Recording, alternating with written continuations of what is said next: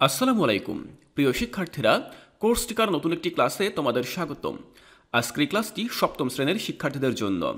আজকের ক্লাসে আমি তোমাদের সাথে তোমাদের ডিজিটাল প্রযুক্তি বই থেকে সেশন 4 নিয়ে আলোচনা করব।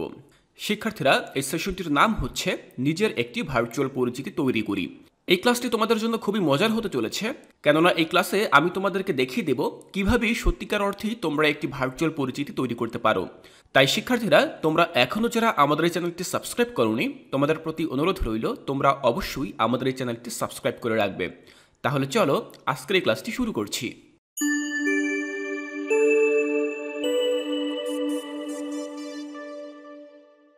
শিক্ষার্থীরা, এর পূর্বের সেশনগুলোতে তোমরা জেনেছো ভার্চুয়াল পরিচিতি কি এবং নিজেদের ব্যক্তিগত তথ্যগুলো কিভাবে আমরা ভার্চুয়াল পরিচিতিতে অতি সাবধানতার সাথে ব্যবহার করতে পারি। আজকের সেশনে আমরা জানবো কিভাবে সেই তথ্যগুলো ব্যবহার করে আমরা নিজেদের একটি ভার্চুয়াল পরিচিতি তৈরি করতে পারি। দেখো, সেশন 4 রয়েছে তোমাদের মূল বইয়ের 60 নম্বর পৃষ্ঠায় এবং এই সেশনের নাম হচ্ছে নিজের একটি ভার্চুয়াল পরিচিতি তৈরি করি। এখানে লেখা রয়েছে, আজকে আমরা কিশোর বাতায়নে নিবন্ধন করব। আমাদের বইয়ে গতকাল যে তথ্যগুলো লিখেছিলাম সেগুলো ব্যবহার করে কিশোর বাতায়নের রেজিস্ট্রেশন বা নিবন্ধন সম্পন্ন করব। শিক্ষার্থীরা দেখো, এখানে নতুন একটি ধারণা আমরা পেলাম, যেটি হচ্ছে কিশোর বাতায়ন। কিশোর বাতায়ন আসলে ঠিক কি? আমরা কিন্তু অনেক সোশ্যাল মিডিয়া ব্যবহার করে থাকি, যেমন ফেসবুক, ইনস্টাগ্রাম, টুইটার, লিঙ্কডইন। এগুলো কিন্তু বিভিন্ন সোশ্যাল মিডিয়া বা সামাজিক যোগাযোগ মাধ্যম। এগুলো ব্যবহার করে আমরা একজনের সাথে অন্যজন খুব সহজেই যোগাযোগ স্থাপন করতে পারি। কিন্তু একটা বিষয় হচ্ছে, এই যে সামাজিক যোগাযোগ মাধ্যমগুলো যেমন ফেসবুক, টুইটার, ইনস্টাগ্রাম, এগুলো হচ্ছে প্রাপ্তবয়স্ক মানুষদের জন্য। অর্থাৎ তুমি চাইলেই তুমি সেখানে অ্যাকাউন্ট খুলতে পারবে না, সেক্ষেত্রে তোমাকে অবশ্যই প্রাপ্তবয়স্ক হতে হবে। আর এই কিশোর বাতায়ন হচ্ছে ঠিক সেরকমই একটি সোশ্যাল মিডিয়া, কিন্তু অন্যান্য সোশ্যাল মিডিয়া এবং এই কিশোর বাতায়নের মধ্যে পার্থক্য হচ্ছে যে এখানে তুমিও চাইলে অ্যাকাউন্ট খুলতে পারো। অর্থাৎ ছোট বড় সবাই চাইলে এই কিশোর বাতায়নে একটি অ্যাকাউন্ট খুলতে পারে। এই কিশোর বাতায়ন যে সামাজিক যোগাযোগ মাধ্যমটি রয়েছে, এটি তৈরি করেছে বাংলাদেশ সরকার, যেখানে যে কেউ চাইলে তাদের একটি ভার্চুয়াল পরিচিতি তৈরি করতে পারে। তো আমরা সেটি এখন দেখব। দেখো, নিচে বলা হয়েছে ভার্চুয়াল পরিচিতি ব্যবহারের নৈতিক দিক। আমরা যখন ভার্চুয়াল পরিচিতি ব্যবহার করব তখন কিন্তু আমাদেরকে বেশ কিছু নৈতিকতা অনুসরণ করে চলতে হবে। সেই বিষয়গুলো আমরা একটু দেখে নিচ্ছি এক নজরে। অনেক সময় আমরা দেখতে পাই যে আমাদের কোনো পরিচিত মানুষ ভুল করে অতিরিক্ত ব্যক্তিগত তথ্য তার ভার্চুয়াল পরিচিতিতে দিয়ে দিয়েছে।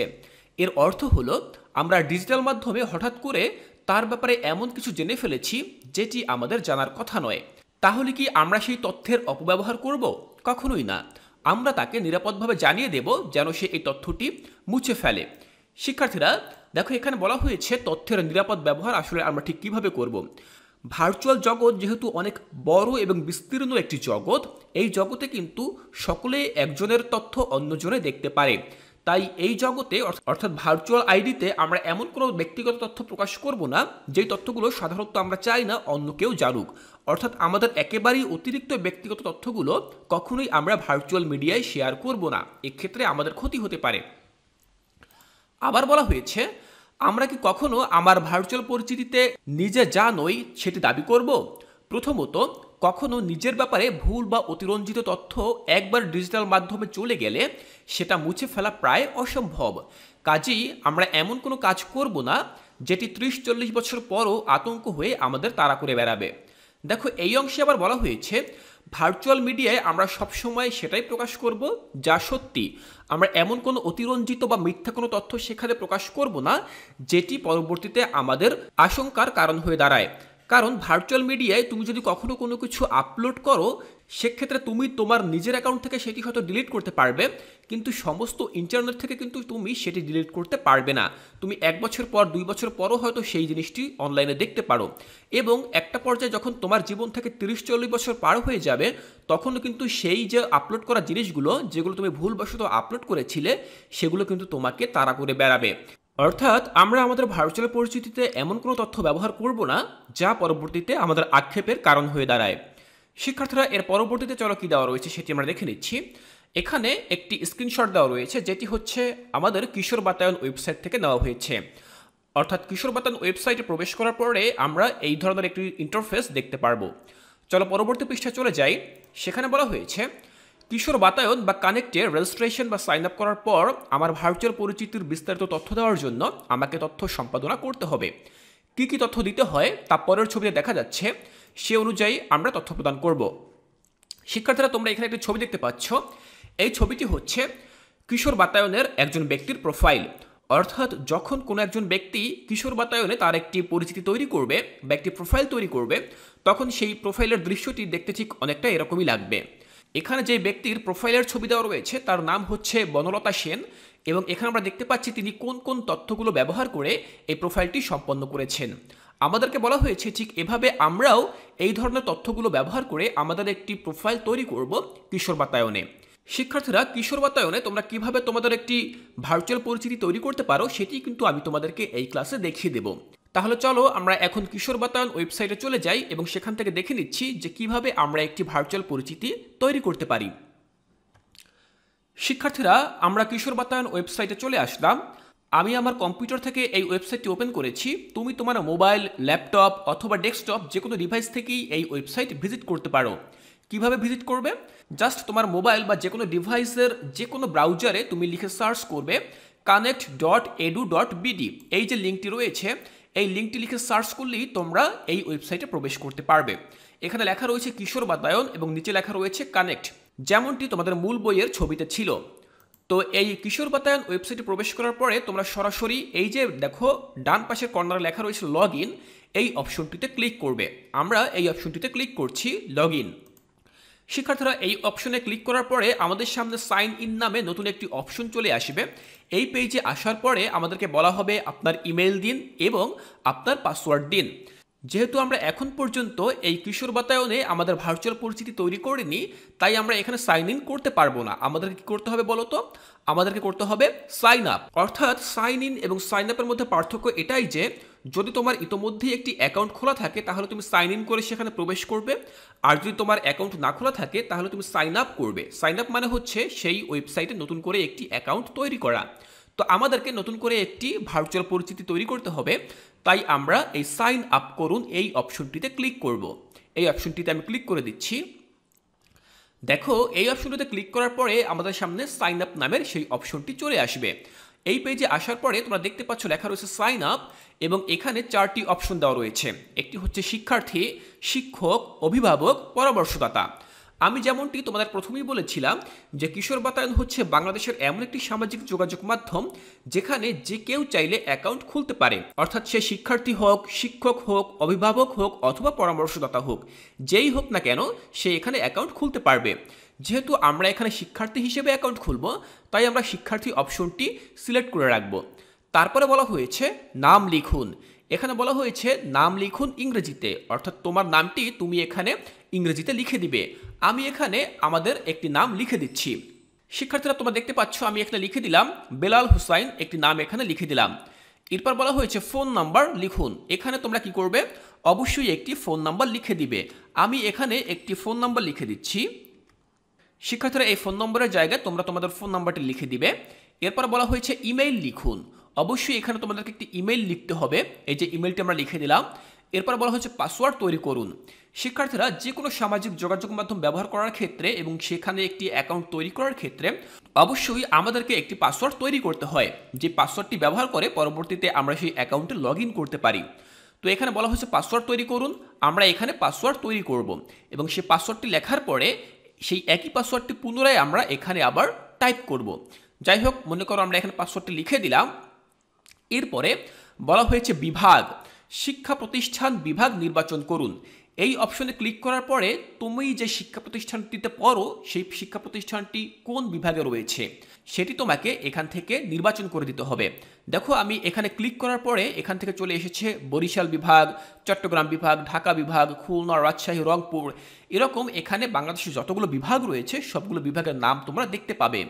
তো যেহেতু আমি বরিশাল থেকে অ্যাকাউন্টটি খুলব, তাই আমি এখানে লিখে দিব বরিশাল। এই বরিশাল অপশনে ক্লিক করে দিলাম। তোমরা যেই বিভাগ থেকে এই অ্যাকাউন্টটি তৈরি করবে বা তুমি যেই বিভাগে বসবাস করো সেই বিভাগের নামটি তুমি এখানে উল্লেখ করে দিবে। এরপর বলা হয়েছে জেলা। আমি তো বরিশাল বিভাগে বসবাস করি, এখন বরিশাল বিভাগের কোন জেলায় বসবাস করি? আমি বরিশাল বিভাগের বরিশাল সদর এই জেলায় বসবাস করি, তাই আমি এখানে বরিশাল সদর লিখে দিলাম। এরপরে আমাদেরকে লিখে দিতে হবে উপজেলা। অর্থাৎ বরিশালের কোন উপজেলায় আমি বসবাস করি। দেখো আমি বসবাস করি বরিশাল সদর কোতোয়ালি। এই যে বরিশাল সদর এই উপজেলায় আমি বসবাস করি, তাই আমি এখানে এটি লিখে দিলাম। এরপর বলা হয়েছে শিক্ষা প্রতিষ্ঠান। এখানে আমাদেরকে সিলেক্ট করতে হবে শিক্ষা প্রতিষ্ঠানের নাম। শিক্ষার্থীরা তুমি যেই বিভাগে, যেই জেলায় এবং যেই উপজেলায় বসবাস করো সেইগুলো তুমি এখানে সঠিকভাবে দিলে তোমার সেই উপজেলায় যেই স্কুলগুলো রয়েছে সেই স্কুলগুলোর নাম এখানে শো করবে। দেখো আমি এই শিক্ষা প্রতিষ্ঠান নির্বাচন করুন এই অপশনটিতে ক্লিক করলাম এবং এই অপশনটিতে ক্লিক করার পরে দেখো বেশ কয়েকটি শিক্ষা প্রতিষ্ঠানের নাম এখান থেকে চলে আসলো। অর্থাৎ এই উপজেলায় যেই শিক্ষা প্রতিষ্ঠানগুলো রয়েছে তুমি সেই শিক্ষা প্রতিষ্ঠানগুলোর নাম তুমি এখানে দেখতে পাবে। তুমি নিজে যেই স্কুলে পড়ো সেটির নামও কিন্তু এখানে তুমি দেখতে পাবে। তো আমি কি করব, আমি এখান থেকে যে কোনো একটি শিক্ষা প্রতিষ্ঠান বেছে নেব। যেহেতু আমি গভট বিএম কলেজে পড়ি, আমি এই গভট বিএম কলেজ এটি কিন্তু আমি এখানে লিখে দিলাম। এরপর বলা হয়েছে শিক্ষার স্তর, তুমি কোন শিক্ষার স্তরে পড়ো। শিক্ষার স্তর বলতে বোঝানো হয় যে তুমি কি প্রাথমিকে পড়ো, মাধ্যমিকে পড়ো, নাকি উচ্চ মাধ্যমিকে পড়ো, নাকি মাদ্রাসায় পড়ো। যেহেতু তোমরা মাধ্যমিকে পড়ো তাই তোমরা এখানে সিলেক্ট করে দিবে মাধ্যমিক। আমিও এখানে মাধ্যমিক সিলেক্ট করে দিলাম। এরপর বলা হয়েছে শ্রেণী, তুমি কোন শ্রেণীতে পড়ো। শিক্ষার্থীরা তোমরা অবশ্যই সপ্তম শ্রেণীতে পড়ো, তাই তোমরা এখানে লিখে দিবে সপ্তম শ্রেণী। এরপর বলা হয়েছে গ্রুপ, তুমি কোন গ্রুপে পড়ো। দেখো এখানে বলা হয়েছে গ্রুপ বিজ্ঞান, মানবিক, ব্যবসায় শিক্ষা, এটি সিলেক্ট করতে হবে। কিন্তু যেহেতু তোমরা সপ্তম শ্রেণীতে পড়ো এবং তোমাদের এখন পর্যন্ত এই ধরনের কোনো গ্রুপ নেই, তাই এই অপশনটি তোমাদের সিলেক্ট না করলেও চলবে। এরপর দেখো বলা হয়েছে জন্ম তারিখ, অর্থাৎ তুমি কত সালে জন্মগ্রহণ করেছো সেই তারিখ, দিন এগুলো উল্লেখ করতে হবে। প্রথমে এই যে মাস লেখা রয়েছে এই মাসের ঘরে তোমরা তোমাদের জন্ম তারিখ উল্লেখ করবে।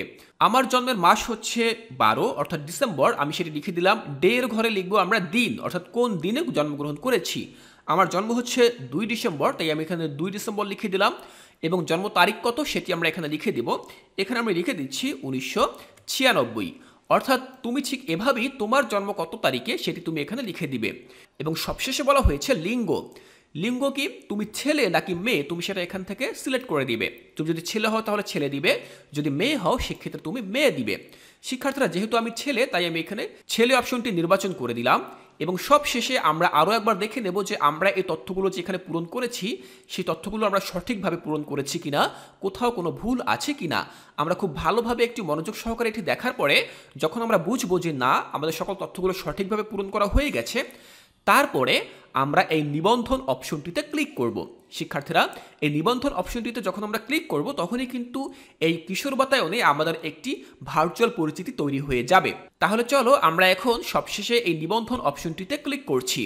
শিক্ষার্থীরা নিবন্ধন অপশনটিতে ক্লিক করার পরে সাথে সাথেই তোমার সামনে ঠিক এরকম একটি পেজ ওপেন হয়ে যাবে। এবং যখনই তোমার সামনে এরকম একটি পেজ ওপেন হয়ে যাবে তখনই তুমি বুঝে নিবে যে হ্যাঁ তুমি কিশোর বাতায়নে তোমার একটি ভার্চুয়াল পরিচিতি তৈরি করতে সক্ষম হয়েছো। এই হচ্ছে আমাদের সেই প্রোফাইলটি। এখন আমাদের মূল বইয়ের 61 নম্বর পৃষ্ঠায় এই যে অপশনটির কথা বলা হয়েছিল এই অপশনটিতে আমরা যাব।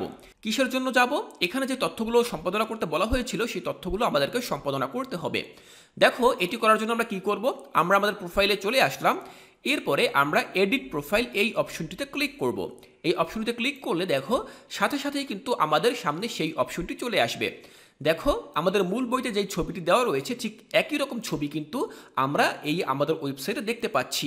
এখানে বলা হয়েছিল বনলতা সেন, অর্থাৎ যেই ব্যক্তির প্রোফাইল এটি ছিল।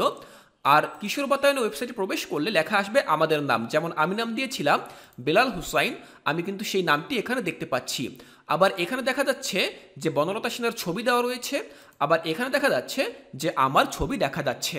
শিক্ষার্থীরা ঠিক এভাবেই কিন্তু আমরা এই তথ্য সম্পাদনার এই অপশনটুকু পূরণ করতে পারি।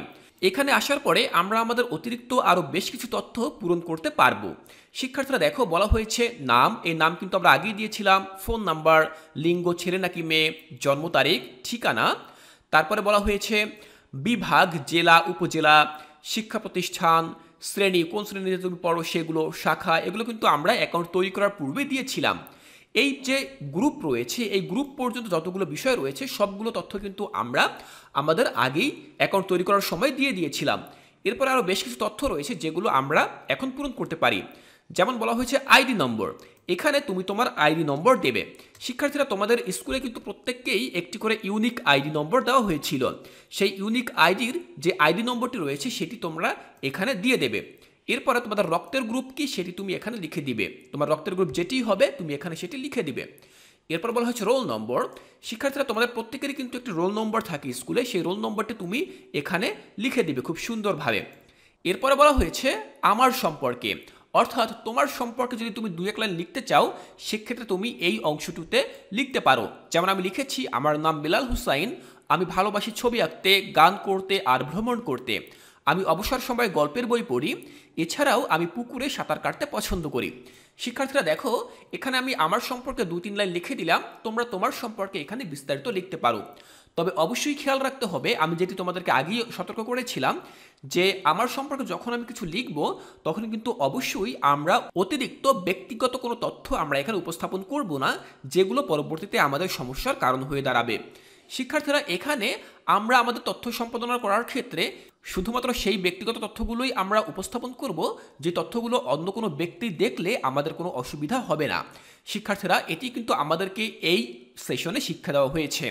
তাহলে শিক্ষার্থীরা, তোমরা দেখলে যে কিভাবে আমরা কিশোর বাতায়ন ওয়েবসাইটে প্রবেশ করব এবং সেখানে আমাদের নিজেদের একটি ভার্চুয়াল পরিচিতি তৈরি করব, পাশাপাশি আমাদের নিজেদের ব্যক্তিগত তথ্য কিভাবে আমরা সে ভার্চুয়াল পরিচিতিতে প্রকাশ করব। আশা করছি এটি বুঝতে তোমাদের আর কোনো অসুবিধা নেই। শিক্ষার্থীরা, আজকের এই সম্পূর্ণ ক্লাসে আমি তোমাদের সাথে সেশন 4 নিয়ে আলোচনা করার চেষ্টা করেছি এবং বুঝিয়ে দেওয়ার চেষ্টা করেছি কিভাবে একটি ভার্চুয়াল পরিচিতি তৈরি করা যায়। শিক্ষার্থীরা, এই ক্লাসটি তোমাদের কাছে কেমন লেগেছে? যদি ভালো লেগে থাকে তাহলে তোমরা অবশ্যই আমাদের এই চ্যানেলটি সাবস্ক্রাইব করে রাখবে। শিক্ষার্থীরা, তোমাদের সকলের সহযোগিতায় কিন্তু আমি সামনের দিকে এগিয়ে যাচ্ছি, তাই তোমরা সবাই মিলে যদি আমাদের এই চ্যানেলটি সাবস্ক্রাইব করো তাহলে আমি আরও বেশি উৎসাহিত হব এবং তোমাদের জন্য ঠিক এভাবেই নতুন নতুন ক্লাস নিয়ে উপস্থিত হতে পারবো। তাই শিক্ষার্থীরা, তোমরা অবশ্যই আমাদের এই চ্যানেলটি সাবস্ক্রাইব করে রাখবে। শিক্ষার্থীরা, আজকের ক্লাসে আমি সেশন 4 নিয়ে আলোচনা করেছি, যেটি তোমাদের শিখন অভিজ্ঞতা 3-এর সর্বশেষ সেশনটি। এর পরবর্তী ক্লাসে আমরা শিখন অভিজ্ঞতা 4-এ চলে যাব এবং শিখন অভিজ্ঞতা 4-এর প্রথম সেশনটি নিয়ে আলোচনা করব। সেই সেশনটিও কিন্তু আমি তোমাদেরকে খুব সহজভাবে বুঝিয়ে দেওয়ার চেষ্টা করব। তাই শিক্ষার্থীরা, সেই ক্লাসটি দেখার আমন্ত্রণ জানিয়ে আজকের এই ক্লাসটি এখানেই শেষ করছি।